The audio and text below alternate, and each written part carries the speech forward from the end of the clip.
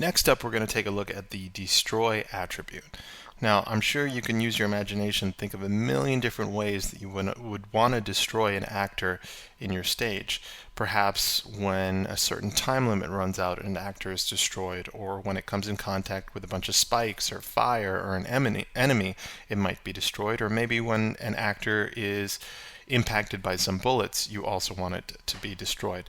So we're going to have to set up a few things here to get the destroy attribute to take place. So let's create a few actors. So I'll just click the plus icon twice, and we have actor 1 and actor 2. I'm going to double click on actor 2, and in the attributes you can see we have this color tab here. I'm just going to click on that and then change its color so we can see the difference between our two actors.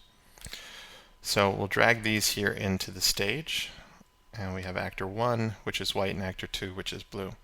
So in this scenario, and again, as I mentioned, there are many different scenarios where you might destroy something. Sometimes they're time-based or collision-based. But in this case, I'm actually going to start setting up a few attributes so that when the white actor, or actor 1, collides with actor 2, our blue actor, we want actor 2 to be destroyed. So on collision, we want actor 2 to be destroyed. So if I were to just hit preview at this point in time, we haven't added any behaviors or rules to either of these guys yet, and they just kind of sit here static in our scene. So first things first, how do we get actor 1 to move across? Well, you've learned this already in a previous video, so I'll just move along quickly here, where we can take something like the accelerate behavior and drop that in actor 1. And you can see that we have an acceleration of 100. I'll just switch that over to 200. And our direction is already going to the right, which is how we want it. So if I preview this, we've added that accelerate, and actor 1 moves and actually intersects with actor 2, which is exactly what we want. But now we want actor 2 being destroyed when that happens. So let's move back and jump into actor 2. So we'll double click on actor 2. We can see we haven't added any brains or any behaviors to actor 2 yet. Now if I were to just go down to the destroy attribute, basically, that's what's going to happen instantaneously. So if I hit preview now you don't even see actor 2, because every time you hit preview, these actors are essentially paying attention to the rules and behaviors that you build up inside here.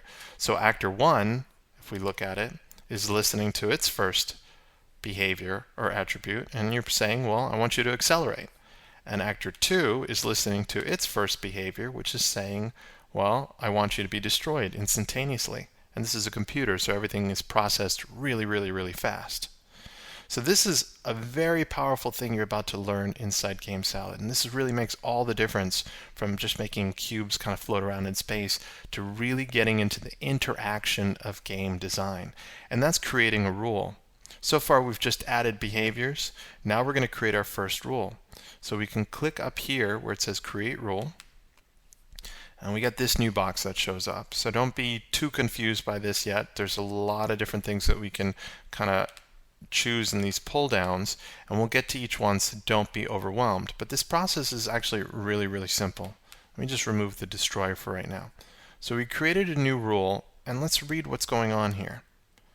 When actor receives event. So what does that mean? When this happens to this actor, well, what's happening? The mouse position is inside and all that.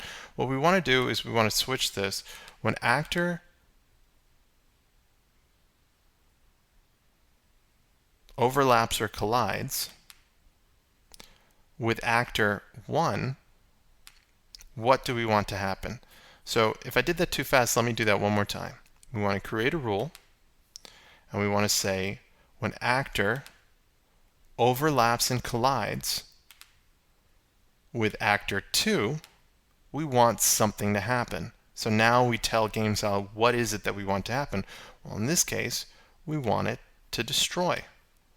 So it will destroy itself. So earlier when the destroy was outside this rule, it just automatically was applied right away, and it got destroyed right away. But now that we have this rule where something has to happen to trigger something else, now let's watch what happens when there is a collision between actor 1 and actor 2. They're both there, and actor 2 is not destroyed. So let's figure out why that happened. because we set it to actor 2. So excuse the mistake, but I like to keep those mistakes into these videos because it's really important to be able to bug check. Programming and game design is all about bug checking. So even I can introduce bugs at times, and it's important to then go back into this code and look at what's going on.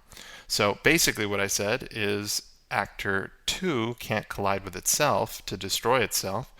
We're supposed to choose actor 1. Let's preview that.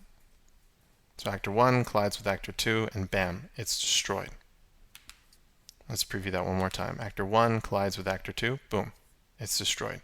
So again, the mistake I made earlier is I just had this set here.